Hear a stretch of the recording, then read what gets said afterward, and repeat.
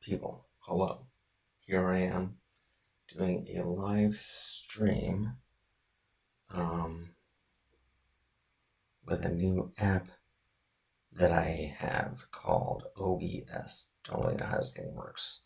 Would love to know like where my chat stuff is. I guess it's over here in the YouTube, which is fascinating, I guess. So I guess maybe I'll put this live stream window over there and that live stream window here and see how this thing goes, man. Should I like fire up the YouTube on my phone and see if anything's even happening? So I'm gonna do. I'm gonna use the YouTube app on phone and be like, hey, what's up, people? What's going on here? There's definitely a lot of delay between what I'm seeing on YouTube, at least. You know. Hmm. Hmm. There I am.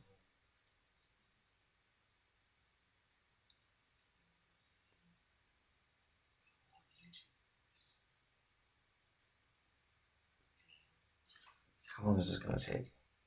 I'm curious to see how much of a delay there is. There's like 15-second delay. So that live thing isn't ideal. Whatever, man. I'm just gonna start drawing some stuff and seeing if anybody happens to just like pop in, right? So what we're doing is we're going to do a what is this? Goldfinch. Why not? Let's just give it a shot. So the first step in anything is drawing it, and it's kind of the most annoying step, really, because drawing is a skill into itself that I'm not planning on going over in these classes. If I'm murmuring, it's because it's late at night and I don't want to, wake people up. You may not be able to see what's really happening here because I'm using a very light pencil. It's a 5H pencil. It draws just very light. It's a hard graphite in there, so it draws very lightly because I don't want really dark edges at this point because I will be painting over them. I want the paint to be dark, not the pencil marks.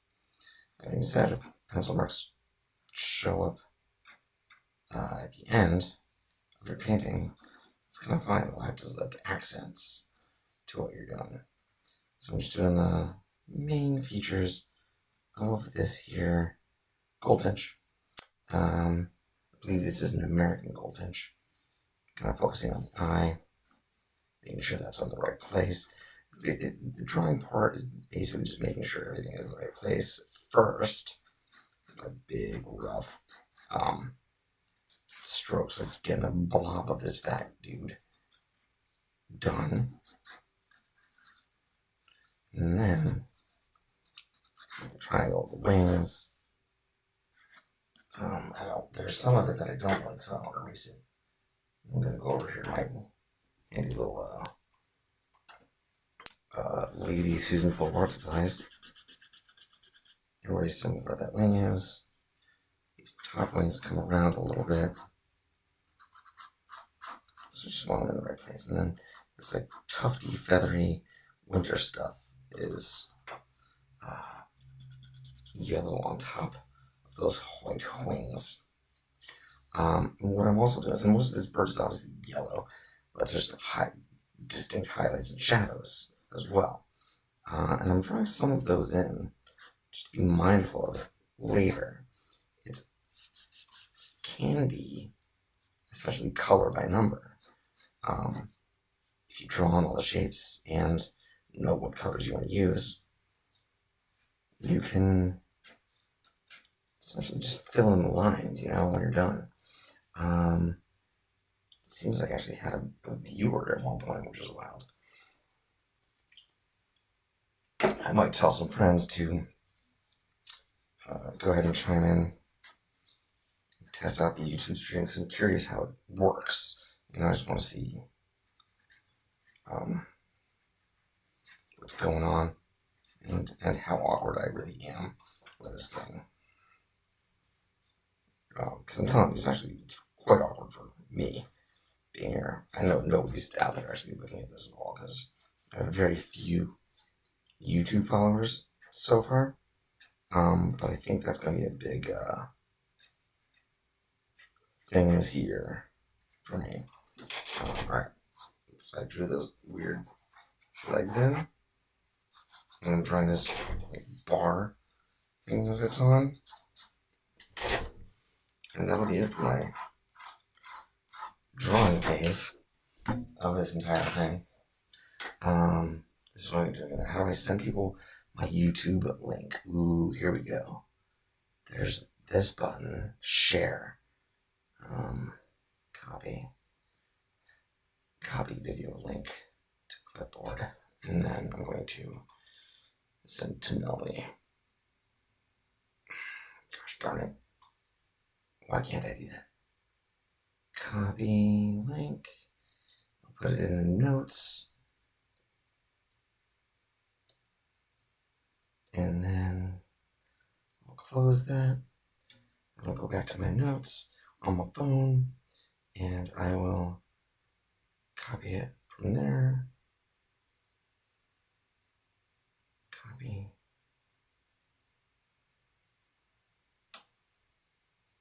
I'm a YouTuber now. So yeah, I just invited my girlfriend to come to this. If y'all's, no, I'm gonna tell like all my friends.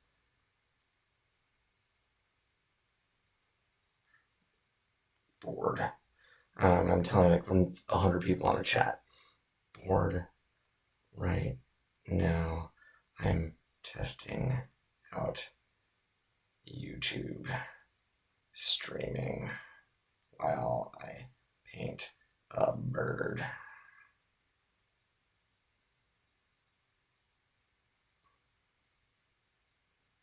No idea what I'm doing. But it's a 2025. It's a 2025 goal. Great. Just told a whole bunch of people. Maybe they'll pop on. I'm betting that's Melanie watching me now. This is not pencil. Alright. So if anybody's just tuned in and saw me just like noodling away on my phone, yeah, that's what I was doing. I was noodling away on my phone. To invite people to come to this grand YouTube stream so I can test it out and figure out what I'm doing. And I would love your input, try to break stuff, help me figure out what's even happening. Alright, so the first part that I've done here, getting back to the actual art bit, is drawn these rough outline of the birdie. And I'm going back here, I guess. But no, I'm rearranging my microphone and everything. I want to know like how it sounds. Leave a comment. Tell me. I would love to have a comment in the chat just because I kind of want to see like what happens when that happens. All right. So I did my birdie, and because I want everybody to actually see what I'm actually working on, I'm going to ink it now. I use these. They're not Muji pens, but everybody claims to think that they are Muji pens. They look very similar. They're Chinko pens, according to how I get them on Amazon. But I like them because they've got a very fine line and a very consistent line. And they're waterproof. So you can ink and then watercolor over it, which is a cool style. It's my style. I like that stuff.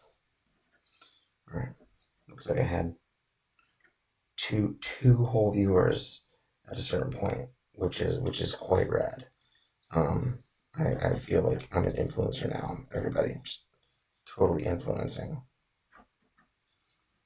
Here I am doing the influencing. Why am I doing this on YouTube?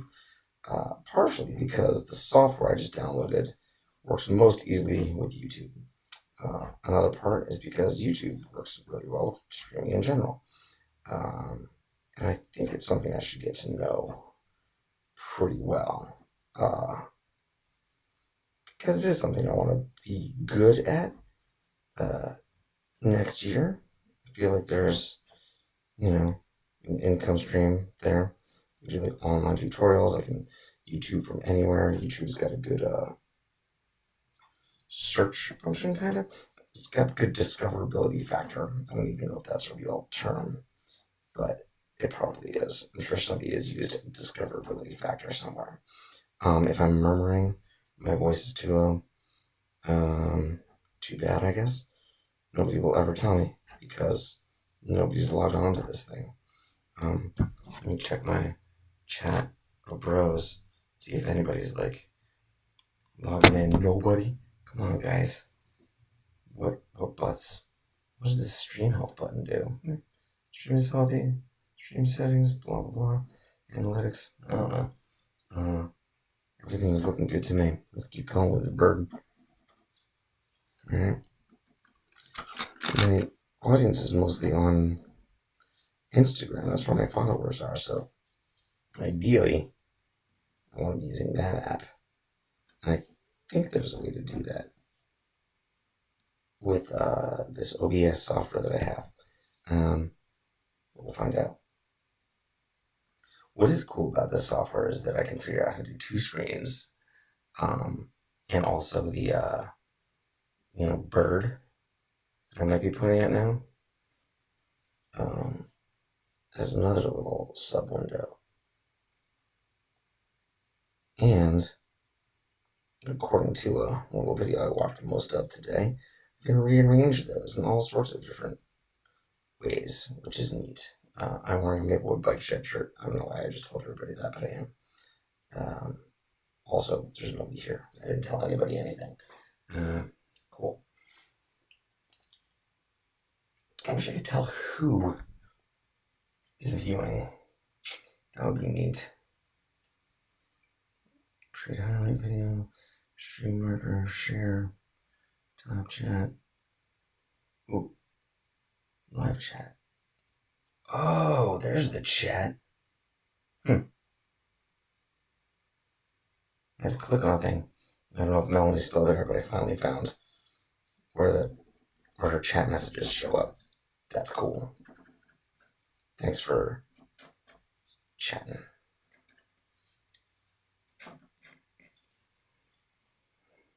Nice. I couldn't find that chat button for a sec. Whoops. This is pretty cool. I'm happy about this software. So yes, no, there's no painted bird in there yet because I haven't finished it. God damn it. I'm still sketching this little dude. Right. Clicking the clickers. Alright. First, I'm not even erasing my pencil marks now because I don't care. I'm just going to leave them in. I'm going to take a big fat brush. This is number 12. I'm going to get my lightest yellow. That is a permanent lemon yellow. In my set of 24 Van Gogh watercolors that I use. And I'm making a pretty loose, pretty unsaturated version of this yellow. And I'm going to cover like most of the bird, or at least the yellow parts of the bird, with that. And one of the keys to doing watercolor is working from light tones to dark tones, or if you're going to be layering something, you need to work light to dark. I mean, I could do like the darkest tones right now, like the eyeball, for instance, but I would not be able to go back over that and create any more shading than the darkest dark of the eye. So what I start with is there's a word I keep on forgetting about how much pigment is in the water, or like whatever, diluted. Diluted, that's the word, is diluted. It's a very simple word and very easy. All right, diluted. I want to remember that. I should write it somewhere. All right, now I'm taking another yellow. This is the Azo yellow light. I'm starting to I made a slightly less diluted version of that for my next layer. So it's basically a thicker paint, more pigment. And again, it's just still very, very light, but it's creating a little bit of depth of color in there that I need. And that's kind of cool. Let that dry a little bit. I've got a lot of wet areas down here on the bottom. I've got everything on a little slant on my desktop, so gravity pulls my water down and it collects the bottom of where I paint, you know? And I want that, but I also sometimes be mindful that there is more pigment down there. All right, so what I'm going to do next is something you may think is crazy. I'm going to take this, which blue is this? This is cobalt blue. The cobalt blue is like my favorite shadowy blue, or blue for shadows. Again, very diluted, and just start dabbing where I know there are shadows. This is going to be part of the shading of the bird. I'm not using brush strokes. Brush strokes, I experiment with a brush stroke right now to see what happens. Brush strokes move too much paint around. I just want to dab the paint in there and let it do what it wants to do. And that sounds more vague than I really intended it to be. But I do that because I kind of know what it's going to do at this point, because I've practiced so much doing this stuff. I know where the paint's going to bleed based on how much paint, how much pigment I have on my brush, how wet the paper is, and how wet the underlying layer is. So all those things combined, I can sort of predict where the watercolor is going to go. But a lot of it I like to just leave up to its own chance, you know? Now I'm taking cerulean blue, which is my favorite blue, because I'm that kind of guy who has favorite blues now, for the head here. But I want to be careful because there are some bright white spots in there too. So I want to leave like jagged bits of highlights in there. But mostly filling it up because it is black.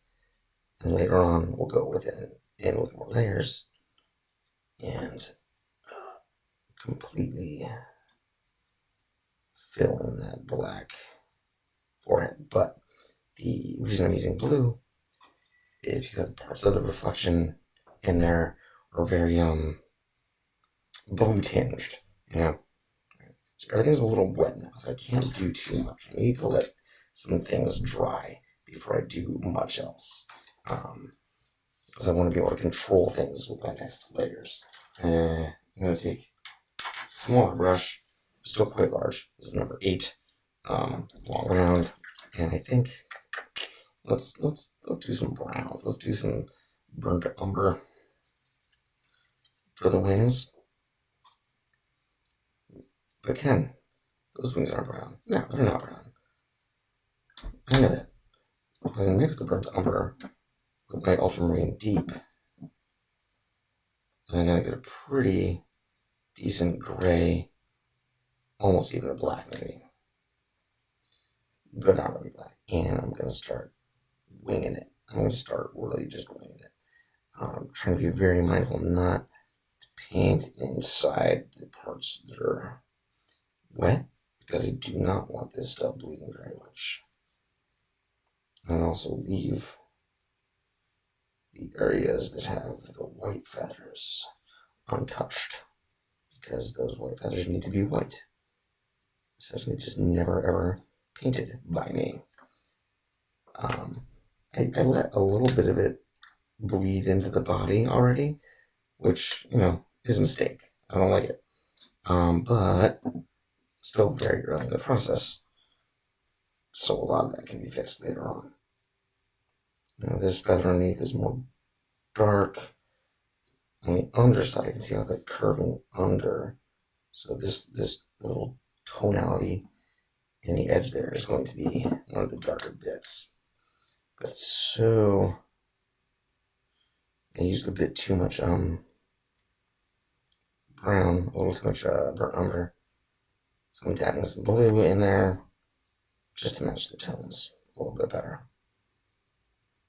There we go.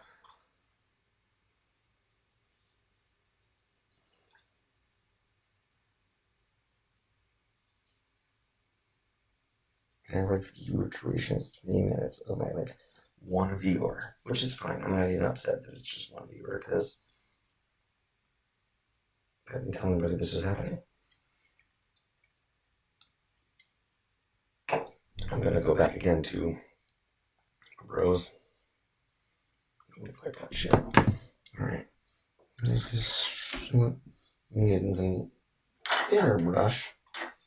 This is a number 4 round. I'm gonna do some of the legs. The legs have this weird orange to them. And, I can always just go unrealistic with things. And orange is fairly unrealistic. And I'm using a part of my palette down there for colors that I don't use all that often. There's some really bright highlights on this guy's feet. His feet are really partially in the shadows and partially lit. At least his foreleg is. The other leg, not so much. It's like all shadow, which makes for an interesting challenge, an interesting color dynamics. Like if I could pull it off, where you can tell that one leg is a bit out of shadows, that'd be awesome. So what I'm doing, I'm using a bit of my brown color palette bit in here on the foreleg because it was a bit too orangey, too bright. So this is in shadow, it's got muted tone. But the part that's out in the front can get more of the brightness because it's in bright light. And I think I may have figured out my genius way of figuring some stuff out. Alright. Or figuring out the tonality, the lightness that I was talking about before. Alright.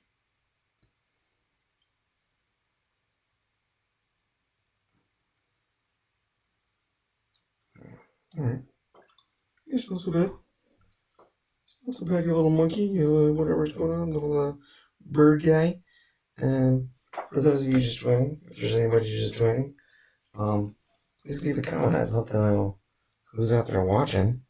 I'm also very new to this live streaming thing, so let me know how I'm doing. It's like a bumper sticker on a car. How's my driving? Leave a comment. Alright, next thing I'm going to do is I'm going to go to this eye. Everything runs pretty dry. Let's see, I'm cool with that. The eye is like almost entirely dark. But if I look really closely, zoomed in on my iPad that's in front of me, I can see some gradation in there. But, I'm going to fill it in mostly with the gray blue that I've got. More blue now. There you go.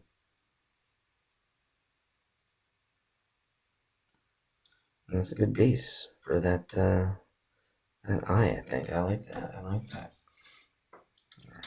Now, go back in. That beak is nice and orangey. Just going to do that. Look how, now that it's dry, the way the color goes down is completely different. See? It doesn't bleed into anything else. It just creates a line where you just paint it. Fascinating, right? Fascinating. Don't worry, Ken. For at least saving this video, people can probably watch it later. We are painting Goldfinch here.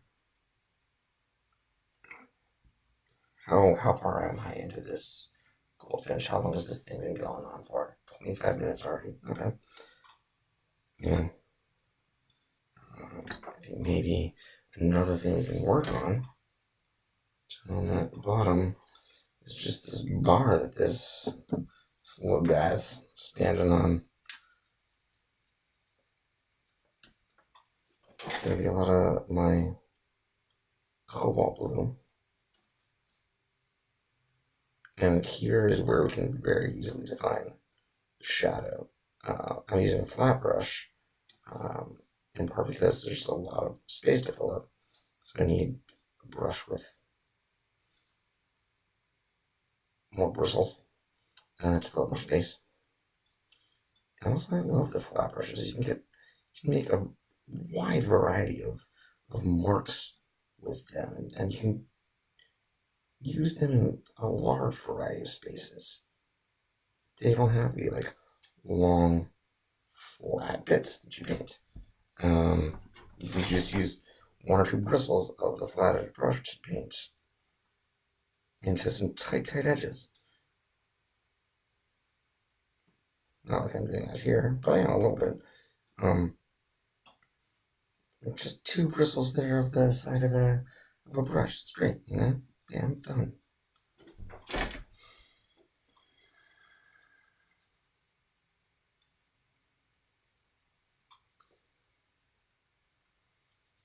I'm sorry that I should have like some music playing these things, you know? I gotta get like DJ Dirty Present to DJ my live streams. Gosh darn, how cool would that be? What a get. DJ Dirty Preston from the Elks Lodge, you mean? Yeah, that guy. He's the coolest. He's the coolest DJ around. No. Were you at the Old Year's Eve party? I sure was. I go every year. Old Year's Eve for people who don't really want to be out late on New Year's anymore because we're like in our 40s and things. Like, we got kids, you know? So we want to do something. But if we can be home by like 10:30, that'd be great. Thanks.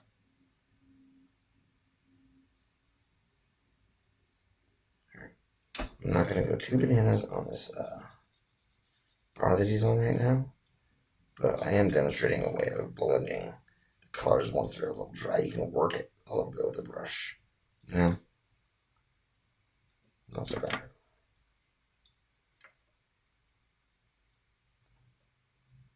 It's all about moderating how much pigment you got on the brush at any given time.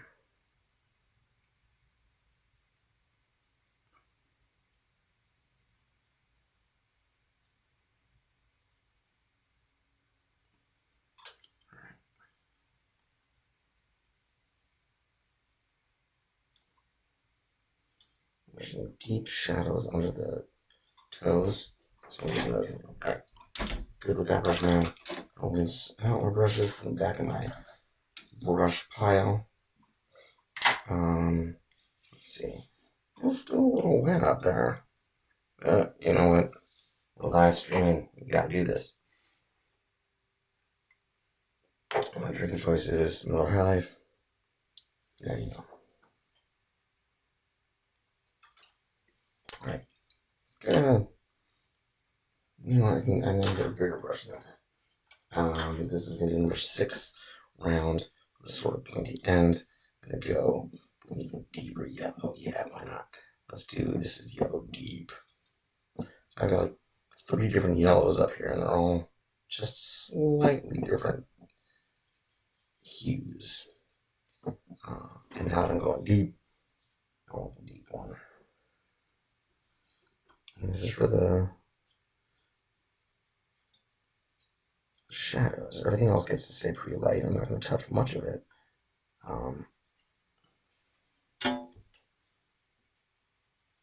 I could have even used a bigger brush for this part because I do have a lot of area to fill. So I'm quickly, literally feathering things in here. You know,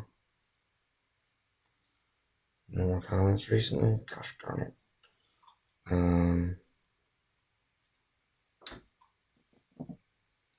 Put some of the other yellow back in because this is a bit much. So there's a real big bright spot right in the middle there.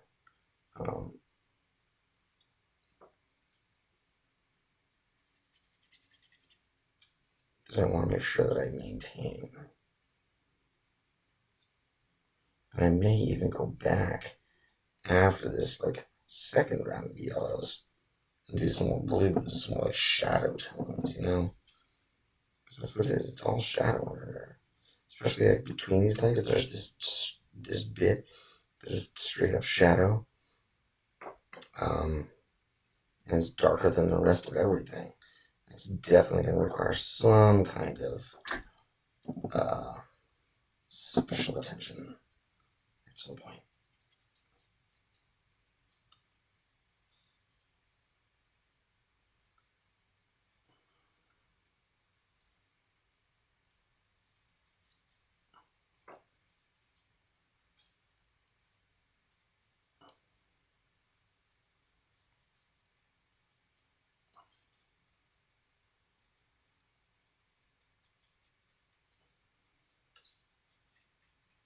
Doing a little bit of dry, a little bit of details with the yellow, just to get some feathering in there. Some feather action. It doesn't need to be all the feathers, just a couple gestures here and there. Really get across the idea that this is a feathery animal. The pointy end of the brush is really great for that too. To actually create just actual little feather bits, you know.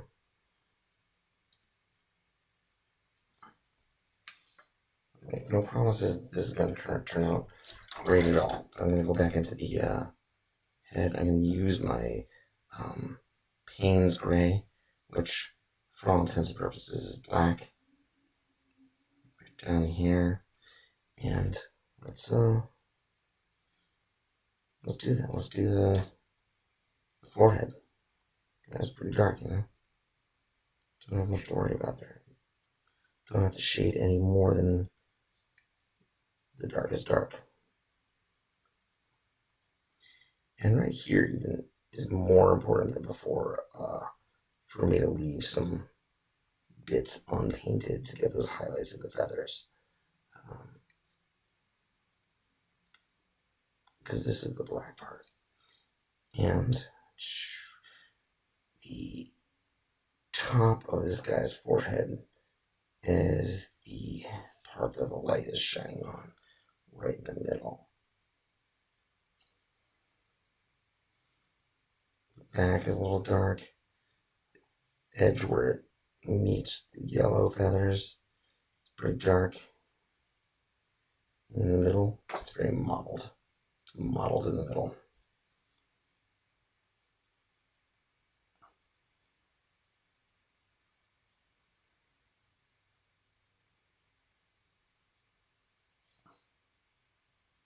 Let's see what we can do, people. Let's see what we can do. What magic are we working with here on Ken's first ever actual live stream painting a goldfinch.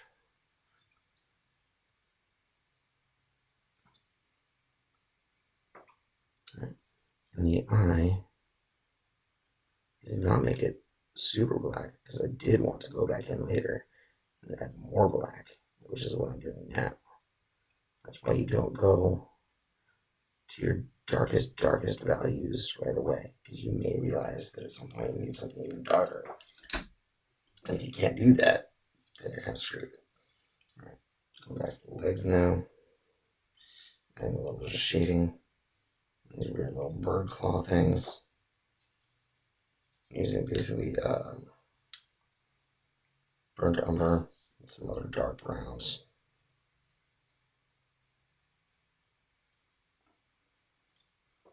What else can I do in there? Get some more of this one. go. Definitely need some deeper shadows over there to create the illusion of its depth. That's important. Could use, and I will use, some of my paint spray for that. Because those shadows under his feet are kind of like, if you look at the entire composition of the bird, the photograph, the shadows under his feet are some of the blackest parts of it, the darkest parts. And that's just what you got to remember to illustrate and not mess that part up. You got to keep the darkest parts darkest and leave the lightest parts lightest. Everything in between is just filler. I'm really like simplifying it, obviously, but maybe you get the drift.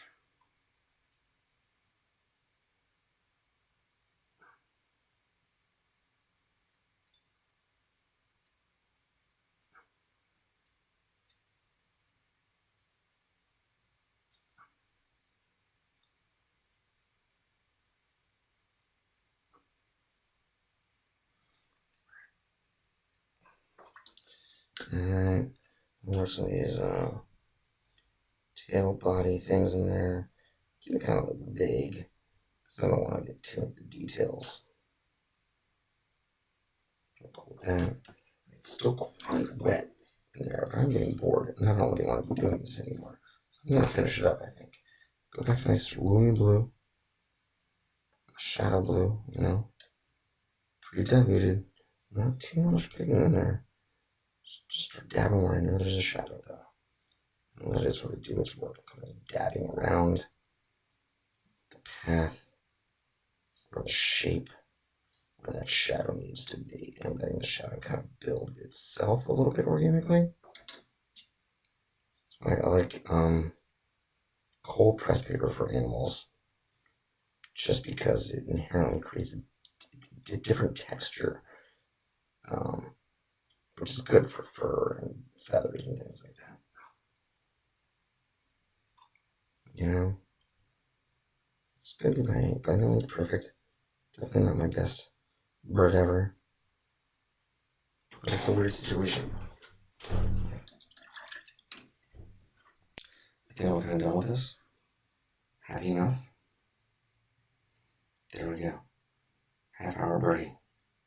Thanks, everybody.